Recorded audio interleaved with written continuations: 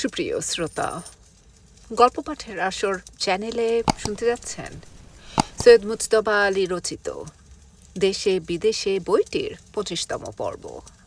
আমি ওয়ারা করিম, সাথে থাকুন। কর্নেল যাবার সময় বলে গেল আমি যেন আহারাদি সম্বন্ধে আর দুশ্চিন্তা না করি। ১০ মিনিটের ভিতর আব্দুর রহমান কর্নেলের আনা কাঠ দিয়ে ঘরে আগুন জ্বেলে দিল। আমি সে আগুনের সামনে বসে সর্বাঙ্গে, মাংসে, রক্তে, হাড়ে, মজ্জায়, স্নায়ুতে স্নায়ুতে যে সঞ্জীবনী বহ্নির অভিযান অনুভব করলুম, তার তুলনা বা বর্ণনা দিতে পারি এমনতর শারীরিক অভিজ্ঞতা বা আলংকারিক ক্ষমতা আমার নেই। রোদে ফাটা জমি যেরকম সেচের জল ফাটলে ফাটলে, ছিদ্রে ছিদ্রে, কণায় কণায় শুষে নেয়, আমার শরীরের অনুপরমাণু যেন ঠিক তেমনি আগুনের গরম শুষে নিল। আমার মনে হলো ভগীরথ যেরকম জহ্নুধারা নিয়ে সাগররাজের সহস্র সন্তানের প্রাণদান করার বিজয় অভিযানে বেরিয়েছিলেন, স্বয়ং ধন্বন্তরী ঠিক সেই রকম সূক্ষ্ম শরীর ধারণ করে বহ্নিধারার সঙ্গে নিয়ে আমার অঙ্গে প্রবেশ করলেন। মুদ্রিত নয়নে শিহরণে শিহরণে অনুভব করলুম প্রতিভস্যকণায় জহ্নুকণার স্পর্শ, আমার শিশিরবিদ্ধ অচেতন অণুতে অণুতে কৃষাণুর দীপ্ত স্পর্শের প্রাণ প্রতিষ্ঠার অভিষেক। সমস্ত দেহ মন দিয়ে বুঝলুম আর্য ঐতিহ্য, ভারতীয় সভ্যতা, সনাতন ধর্মের প্রথম শব্দ ব্রহ্ম ঋগ্বেদের প্রথম পদে কেন অগ্নিমিড়ে পুরোহিতম রূপে প্রকাশিত হয়েছেন। এবং সেমিতি ধর্মজগতেও তো তাই। ইহুদি, খ্রিস্ট, ইসলাম ৩ ধর্মই সম্মিলিত কণ্ঠে স্বীকার করে একমাত্র মানুষ যিনি পরমেশ্বরের সম্মুখীন হয়েছিলেন তিনি মুসা, মোজেস। এবং তখন পরমেশ্বর তার প্রকাশের ইঙ্গিত দিয়েছিলেন রুদ্ররূপে বা তজল্লিতে। মুসা অজ্ঞান হয়ে গিয়েছিলেন। যখন জ্ঞান ফিরে পেলেন তখন দেখলেন তার সামনের সব কিছু ভস্মীভূত হয়ে গিয়েছে। গ্রিক দেবতা প্রমিথিউস ও দেবরাজ জুপিটারে কলহ হয়েছিল অগ্নি নিয়ে। মানব সভ্যতা আরম্ভ হয় প্রমিথিউসের কাছ থেকে পাওয়া সেই অগ্নি দিয়ে। নলরাজ ইন্ধন প্রজ্বালনে সুচতুর ছিলেন বলেই কি তিনি দেবতার ঈর্ষাভাজন হলেন। নল শব্দের অর্থ চোঙা। প্রমিথিউসও আগুন চুরি করেছিলেন চোঙার ভিতরে করে। ভারতীয় আর্য, গ্রিক আর্য 2 গোষ্ঠী, এবং তৃতীয় গোষ্ঠী ইরানি আর্য জরথুস্ত্রী। সকলেই অগ্নিকে সম্মান করেছিলেন। হয়তো এরা সকলেই এককালে শীতের দেশে ছিলেন এবং অগ্নির মূল্য এরা জানতেন। কিন্তু সেমিতি ভূমি উষ্ণপ্রধান, সেখানে অগ্নিমাহাত্ম্য কেন? তবে কি মরুভূমির মানুষ সূর্যের একচ্ছত্র আধিপত্য সম্বন্ধে এতই সচেতন যে বিশ্বব্রহ্মাণ্ডের একচ্ছত্র আধিপতির রুদ্র রূপ বা তজল্লিতে অগ্নিরই আভাস পায়? আগুনের পরশমণির ছোঁয়া লেগে লেগে শরীর ক্ষণে ক্ষণে শিহরিত হচ্ছে, আর ওদিকে মগজে হুঁস হুঁস করে থিওরির পর থিওরি গড়ে উঠছে। নিজের পাণ্ডিত্যের প্রতি এতই গভীর শ্রদ্ধা হলো যে সাধু সাধু বলে নিজের পিঠ চাপড়াতে গিয়ে হাতটা মচকে গেল। এমন সময় হঠাৎ মনে পড়ে গেল শয়তান, ডেভিল, বিয়ালজিবাব, লুসিফার সবাই আগুনের তৈরি। তারা আগুনের রাজা। নরকের আবহাওয়া আগুন দিয়ে ঠাসা। এদের শরীর আগুনে গড়া না হলে এরা সেখানে থাকবেন কি প্রকারে?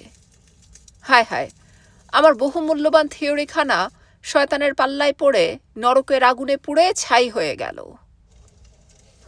কোথায় লাগে নার্গিস? চামেলিয়াকে বাখানিয়া কবিতা লেখে কোন মূর্খ? বিরিয়ানি, কোরমা, কাবাব, মুসাল্লাম থেকে যে খুশবাই বেরোয় তার কাছে সব ফুল হাঁটতো মানেই প্রিয়ার চিকুর সুবাসও তার কাছে নস্যি। চোখ মেলে দেখি আব্দুর রহমান ব্যানকুয়েট সাজিয়েছে, মৌলানা ফপর দালালি করছেন, আর আমার বেড়াল দুটো 1 মাস অজ্ঞাতবাস করে ফের খানা কামড়ায় এসে উন্নাসিক হয়ে মাই ডিয়ার আওয়াজ বের করছে। আব্দুর রহমান আমাদের পরিচয়ের পয়লা রাত্রিরে যে ডিনার ছেড়েছিল, এই ডিনার সে মালিরই সিল্কে বাঁধানো, প্রিয়জনের উপহার উপযোগী, পুজোর বাজারের রাজ সংস্করণ। জানটা তর হয়ে গেল। মৌলানা হুঙ্কার দিয়ে উঠলেন, জিন্দাবাদ গাজী আব্দুর রহমান খান। আমি গলা 1 পর্দা চড়িয়ে দোস্ত মুহাম্মাদি কায়দায় বললুম, কামারাত বা শিকানাদ, ক্ষুদা তোরা কর সাজদ বা পুন্দি বা তারকি, তোর কোমর ভেঙে 2 টুকরো হোক, ক্ষুধা তোর দুচোখ কানা করে দিন। তুই ফুলে ওঠে ঢাকের মতো হয়ে যা, তারপর টুকরো টুকরো হয়ে ফেটে যা। মৌলানা বজ্রাহত, গুণী লোক, এসব কটুকাটব্যের সন্ধান তিনি পাবেন কি করে? কিন্তু বালাই দূর করবার এই জনপদ পন্থা আব্দুর রহমান বিলক্ষণ জানে।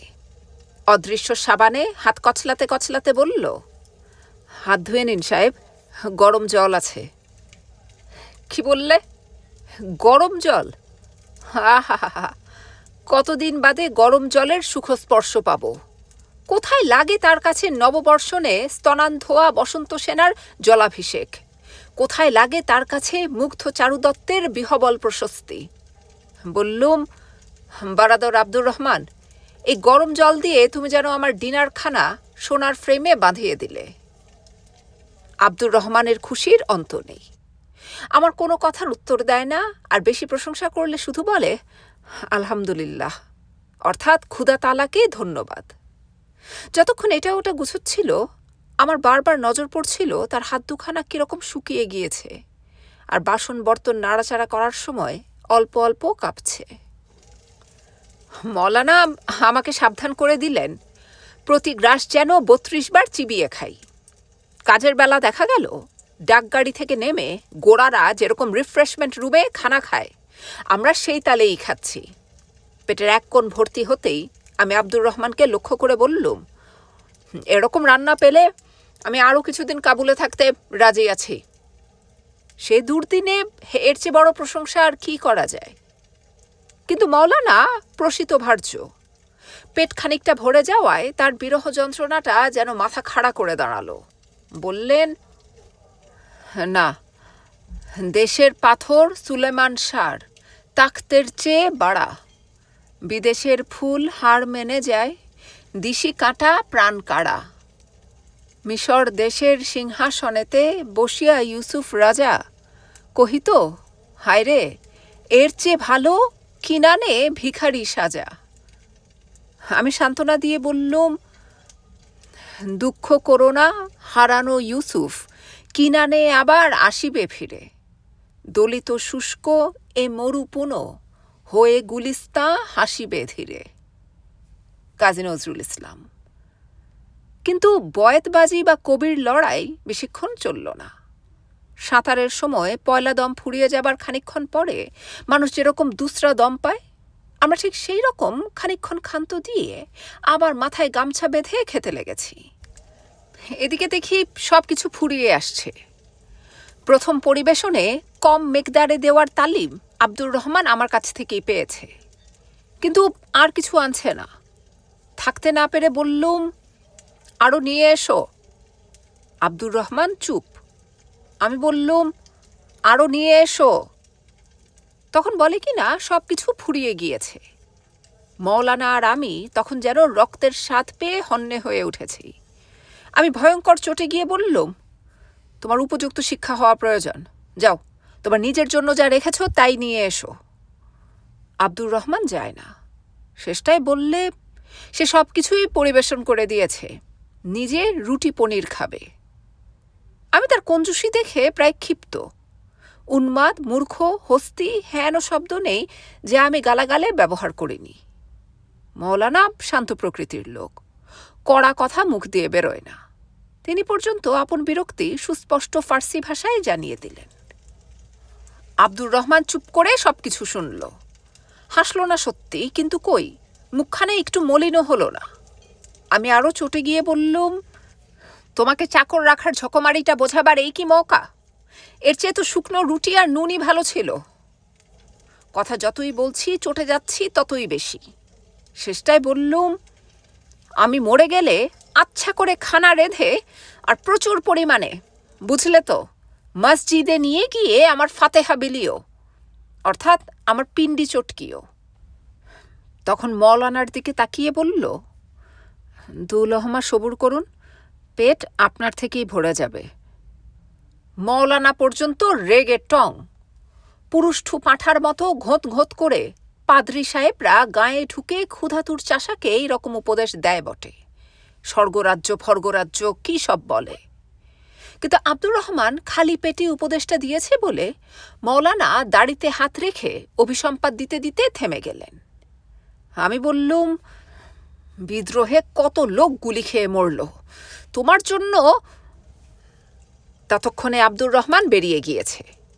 একেই বলে কৃতজ্ঞতা।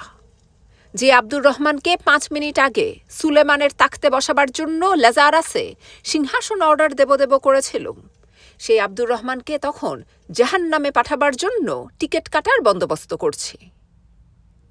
আব্দুর রহমান নিশ্চয়ই ফলিত জ্যোতিষ জানে। 2 মিনিটের ভিতর ক্ষুধা গেল। 5 মিনিট পরে পেটের ভিতর মহারানীর রাজত্ব, বিলকুল ঠান্ডা। কিন্তু তারপর আরম্ভ হলো বিপ্লব। সে কি অসম্ভব হাঁচড় পাঁচড় আর আইঢাই। খাটে শুয়ে পড়েছি, অস্বস্তিতে এপাশ ওপাশ করছি, আর গরমের চোটে কপাল দিয়ে ঘাম বেরোচ্ছে। মৌলানারও একই অবস্থা।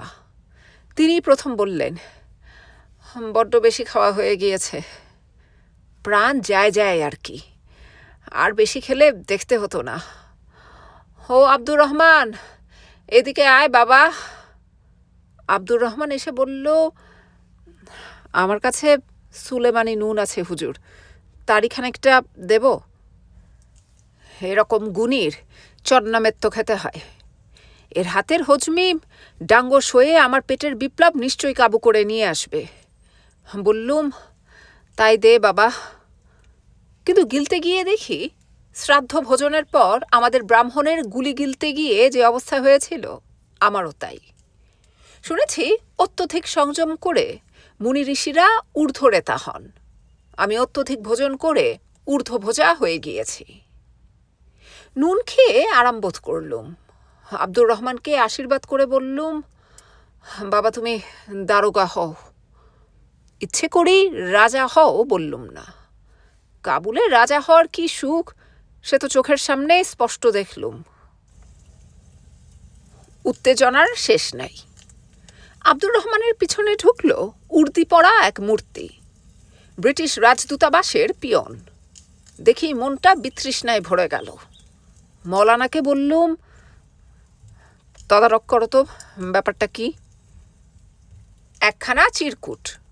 তার মর্ম, আগামীকাল 10টার সময় যে প্লেন ভারতবর্ষে যাবে, তাতে মৌলানা ও আমার জন্য 2টি সিট আছে। আনন্দের আতিশয্যে মৌলানা সোফার উপর শুয়ে পড়লেন। আমাদের এমনই দুরবস্থা যে পিয়নকে বকশিস দেবার করি আমাদের গাঁটে নেই। ফেভার না রাইট হিসেবে জায়গা পেলুম, তার চূড়ান্ত নিষ্পত্তি হলো না। আব্দুর রহমান ব্যাপারটা বুঝতে পেরেছে, চুপ করে চলে গেল। মৌলানার আনন্দ ধরে না। বিবি সম্বন্ধে তার দুর্ভাবনার অন্ত ছিল না। বিয়ের অল্প কিছুদিন পরেই তিনি তাকে কাবুলে নিয়ে এসেছিলেন বলে নূতন বউ বাড়ির আর 5 জনের সঙ্গে মেলামেশার সুযোগ পাননি। এখন অন্তঃসত্ত্বা অবস্থায় তিনি কি করে দিন কাটাচ্ছেন সে কথা ভেবে ভেবে ভদ্রলোক দাড়ি পাকিয়ে ফেলেছিলেন। আমিও কম খুশি হইনি। মা বাবা নিশ্চয়ই অত্যন্ত দুশ্চিন্তায় দিন কাটাচ্ছেন। বাবা আবার দি স্টেটসম্যান থেকে আরম্ভ করে প্রিন্টেড অ্যান্ড পাবলিশড বাই পর্যন্ত খুঁটিয়ে খুঁটিয়ে কাগজ পড়েন। অ্যারোপ্লেনে করে ব্রিটিশ লিগেশনের জন্য ভারতীয় খবরের কাগজ আসত। তারই একখানা মৌলানা কি করে জোগাড় করেছিলেন, এবং তাতে আফগান রাষ্ট্রবিপ্লব ও কাবুলের বর্ণনা পড়ে বুঝলুম খবরের কাগজের রিপোর্টারের কল্পনা শক্তি সত্যকেও ছাড়িয়ে যেতে পারে। গাছে আর মাছে বানানো গল্প, পেশাওয়ারের বোতলের পাশে বসে লেখা। এই বর্ণনাটি বাবা পড়লেই হয়েছে আর কি। আমার খবরের আশায় ডাকঘরে থানা গাড়বেন। মৌলানা চোখ বন্ধ করে শুয়ে আছেন। মানুষ যখন ভবিষ্যতের সুখস্বপ্ন দেখে তখন কথা কয় কম। ওদিকে এখনো কান্না থামেনি। পাশের বাড়ির দরজা খুললে এখনো মাঝে মাঝে কান্নার শব্দ আসে। আব্দুর রহমান বলেছে, কর্নেলের বুড়ি মা কিছুতেই শান্ত হতে পারছেন না। ওই তার একমাত্র ছেলে ছিলেন। মায়ে মায়ে তফাৎ নেই। বীরের মা যেরকম ডুকরে কাঁদছে, ঠিক সেই রকম শুনেছি দেশে চাষা মরলে। ঘুমিয়ে পড়ব এমন সময় দেখি খাটের বাজুতে হাত রেখে নিচে বসে আব্দুর রহমান। জিজ্ঞেস করলুম, কি বাচ্চা? আব্দুর রহমান বলল, আমাকে সঙ্গে করে আপনার দেশে নিয়ে চলুন। পাগল নাকি? তুই কোথায় বিদেশ যাবি? তোর বাপ মা বউ কোনো কথা শোনে না, কোনো যুক্তি মানে না। অ্যারোপ্লেনে তোকে নেবে কেন? আর তারা রাজি হলেও বাচ্চার কড়া হুকুম রয়েছে, কোনো আফগান যেন দেশ ত্যাগ না করে। তোকে নিলে বাচ্চা ইংরেজের গলা কেটে ফেলবে না? ওরে পাগল, আজ কাবুলের অনেক লোক রাজি আছে প্লেনে একটা সিটের জন্য 1,00,000 টাকা দিতে। নিশ্চয়ই মাথা খারাপ হয়ে গিয়েছে। বলে আমি রাজি হলে সে সকলের হাতে পায়ে ধরে এক কোণে একটু জায়গা করে নেবে। কি মুশকিল! বললুম, তুই মৌলানাকে ডাক, তিনি তোকে সব কিছু বুঝিয়ে দেবেন। আব্দুর রহমান যায় না। শেষটায় বলল, উনি আমার কে? তারপর ফের অনুনয় বিনয় করে। তবে কি তার খেদমতে বড্ড বেশি ত্রুটি গলদ? না, আমার বাপ মা তাকে সঙ্গে নিয়ে গেলে চটে যাবেন। আমার বিয়ের সাদিয়ানাতে বন্দুক ছুড়বে কে? আব্দুর রহমান পানশির আর বরফ, এই দুই বস্তু ছাড়া আর কোনো জিনিস গুছিয়ে বলতে পারে না। তার উপর সে আমার কাছ থেকে কোনো দিন কোনো জিনিস, কোনো অনুগ্রহ চায়নি। আর চাইতে গিয়ে সে যেসব অনুনয় বিনয় কাকুতি মিনতি করল, সেগুলো গুছিয়ে বললে তো ঠিকঠাক বলা হবে না।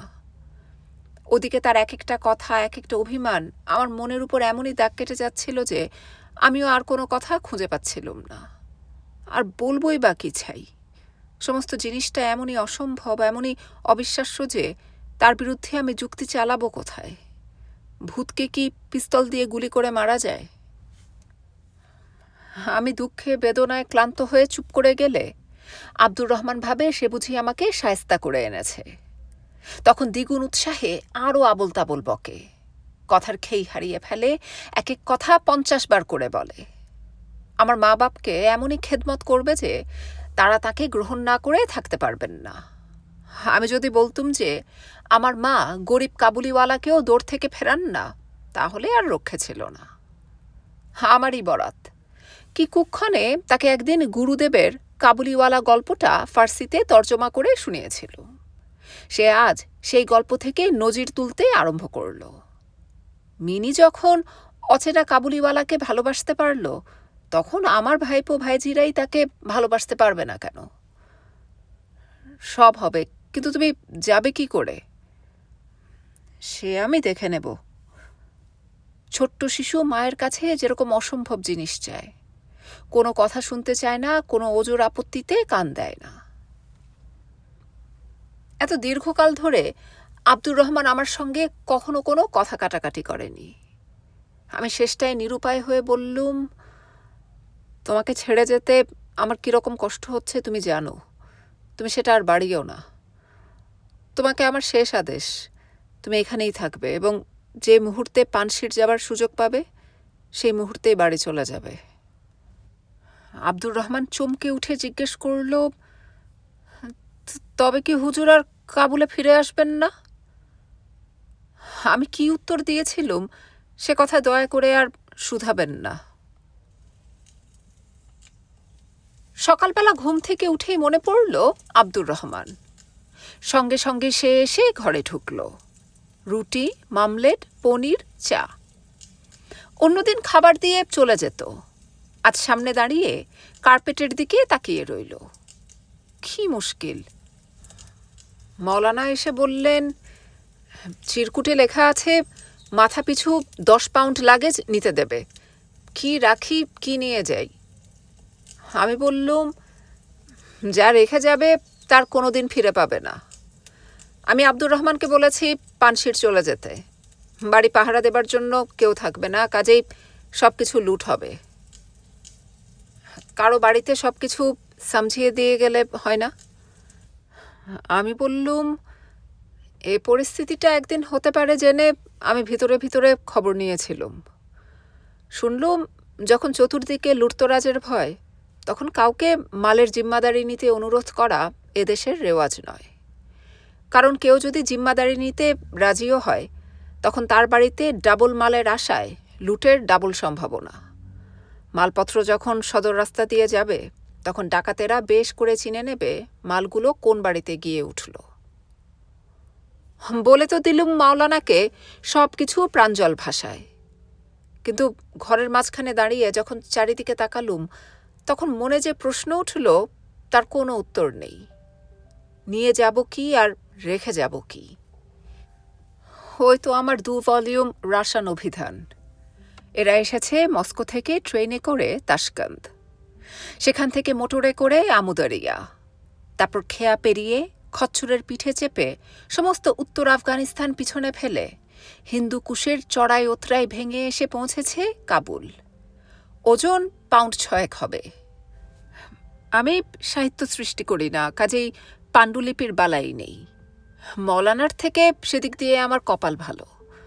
কিন্তু শান্তিনিকেতনে গুরুদেবের ক্লাসে বলাকা, গোড়া, শেলি, কিটস সম্বন্ধে যে গাদা গাদা নোট নিয়েছিলুম এবং মূর্খের মতো এখানে নিয়ে এসেছিলুম, বরফ বর্ষণের দীর্ঘ অবসরে সেগুলোকে যদি কোনো কাজে লাগানো যায় সেই ভরসায়। তার কি হবে? ওজন তো কিছু কম নয়। আর সব অভিধান, ব্যাকরণ, মিনুদির দেওয়া পুরবী, বিনোদের দেওয়া ছবি, বন্ধুবান্ধবের ফটোগ্রাফ, আর এক বন্ধুর জন্য কাবুলে কেনা 2খানা বোখারা কার্পেট। ওজন 3 লাশ। কাপড় চোপড় দেরেশি পাগল কাবুলের লৌকিকতা রক্ষার জন্য স্মোকিং টেইল মর্নিং স্যুট। কাবুলের সরকারি ভাষায় বনজু দেরেশি। এগুলোর জন্য আমার সিকি পয়সার দরদ নেই, কিন্তু যদি জার্মানি যাবার সুযোগ ঘটে তবে আবার নতুন করে বানাবার পয়সা পাবো কোথায়?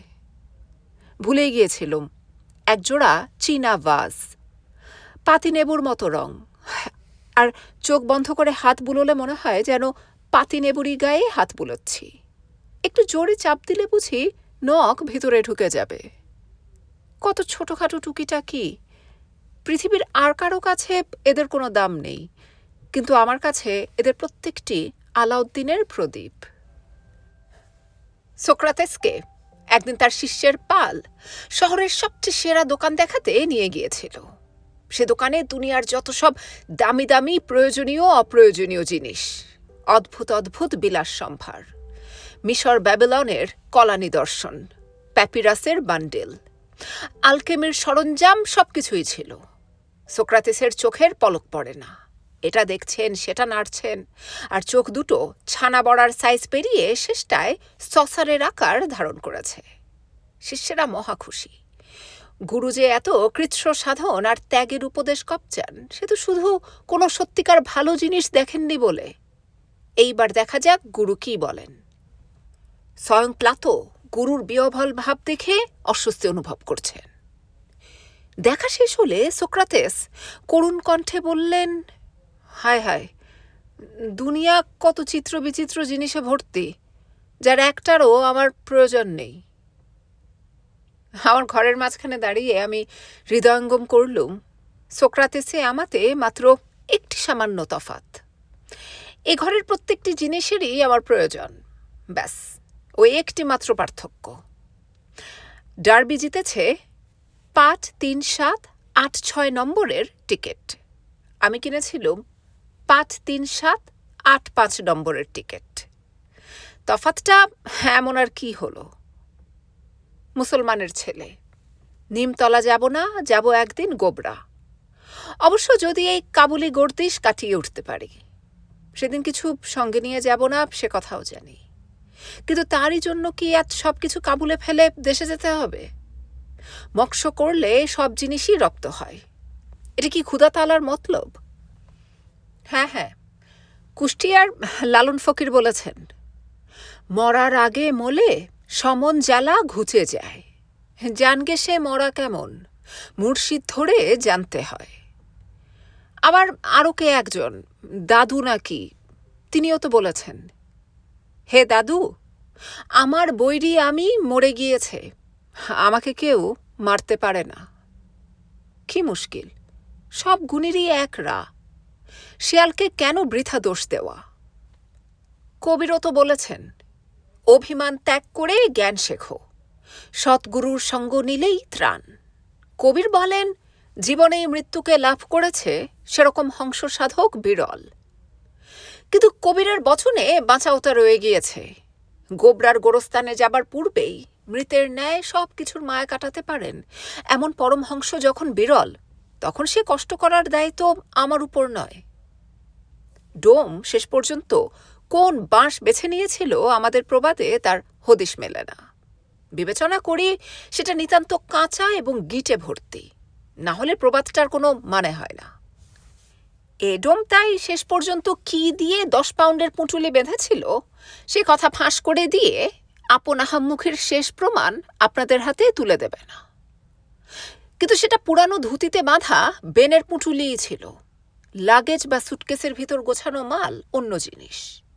কারণ 10 পাউন্ডের মালের জন্য 5 পাউন্ডই সুটকেস ব্যবহার করলে মালের 5 পাউন্ড গিয়ে রইবে হাতে সুটকেসটা। সুকুমার রায়ের কাক যেরকম হিসেব করত, 7 দুগুণে 14 নামে 4, হাতে রইল পেন্সিল। অবশ্য জামা কাপড় পরে নিলুম এক গাদা, এক প্রস্ত না। কর্তারাও উপদেশ পাঠিয়েছিলেন যে প্রচুর পরিমাণে গরম জামা কাপড় পরা না থাকলে উপরে গিয়ে শীতে কষ্ট পাব, এবং মৌলানার বউয়ের পা খড় দিয়ে কিরকম পেঁচিয়ে বিলিতি সিরকার বোতল বানানো হয়েছিল আব্দুর রহমানের সে বর্ণনাও মনে ছিল।